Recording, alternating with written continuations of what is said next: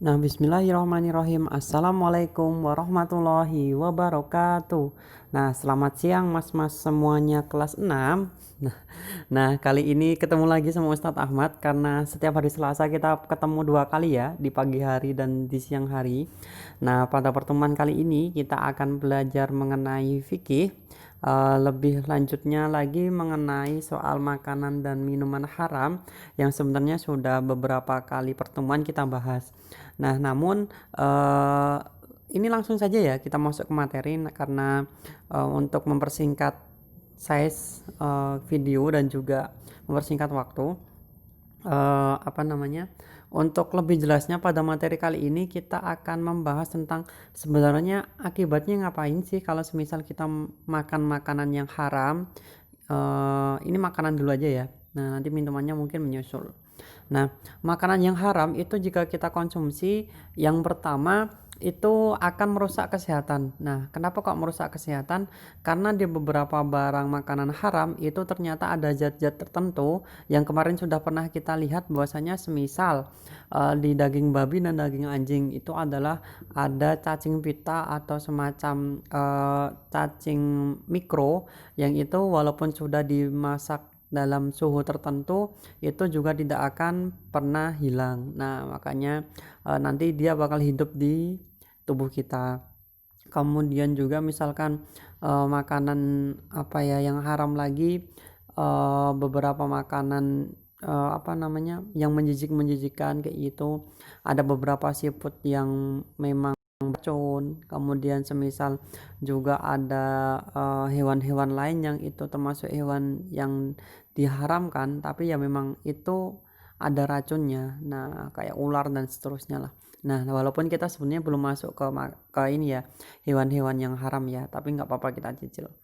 Nah, kemudian eh, ada sebuah hadis itu yang artinya kurang lebih seperti ini. Sesungguhnya yang halal itu yang halal itu jelas dan yang haram itu juga jelas. Nah, di antara keduanya itu sebenarnya terdapat perkara-perkara yang samar. Nah, jadi ada beberapa yang samar. Nah, tidak diketahui oleh orang yang banyak. Nah, kemudian sebenarnya juga terdapat suatu bagian jika jika dia baik maka baiklah seluruh tubuh ini, dan jika dia buruk maka buruklah seluruh tubuh tersebut. Nah, ketahuilah bahwa dia adalah hati. Nah, makanya makanan haram itu sangat bisa merusak kesehatan apalagi hatinya ya. Jadi hatinya makin tertutup kayak gitulah. Nah, kemudian adalah eh, kemudian makanan haram juga jelas bikin sakit ya, karena ada kandungan tertentu yang itu tidak mix atau tidak match sama, kok mix sih, tidak apa namanya, semacam apa ya, tidak dibutuhkan oleh tubuh kita dan itu memang ya memang kalau masuk bikin sakit.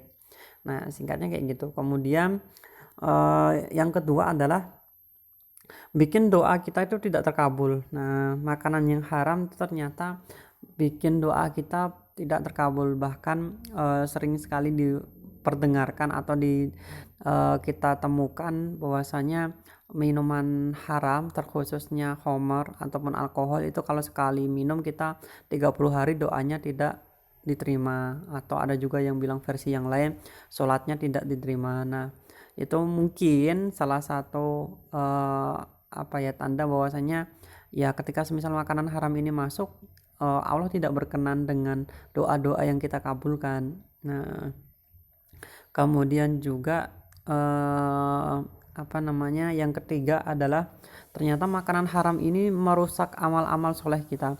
Jadi amal-amal soleh kita akan tergerus gara-gara kita makan makanan yang haram.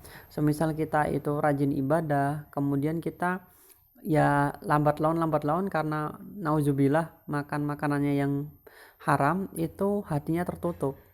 Nah, jadi mental mohon maaf jika dia makan babi, ya mental kehewanannya itu bakal menutupi perbuatan baiknya. Nah, makanya ada sebuah hadis juga itu yang berbunyi sholat itu tidak diterima tanpa bersuci dan sodaqoh. Nah, yang dari keuangan tidak akan diterima.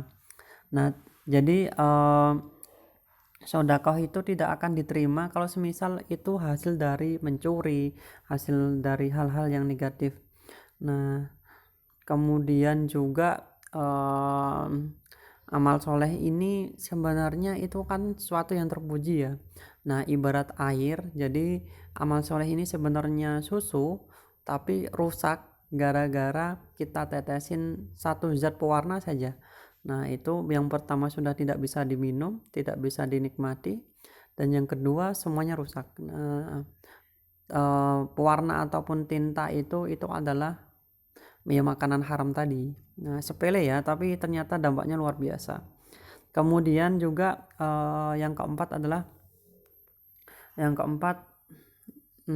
oh ya ini gambar yang sholatnya tidak diterima ya, atau doanya tidak diterima. Kemudian mohon maaf, merasa hina. Jadi kita ini merasa hina dan rendah karena kenapa?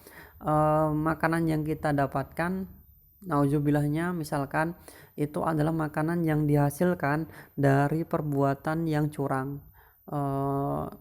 Misalkan si A ini adalah pandai berbohong, kemudian hasil kebohongannya yang berupa uang itu diwujudkan siomay, batagor, cilok, cendol, dan seterusnya lah. Nah, itu semuanya adalah makanan yang haram. Nah, ataupun semisal makanan yang haram yang itu memang dari zatnya sudah haram. Misalkan makan makanan yang itu ada kandungan anjing ataupun babinya, atau semisal dia ini makan hewan-hewan yang menjijikkan dan seterusnya lah.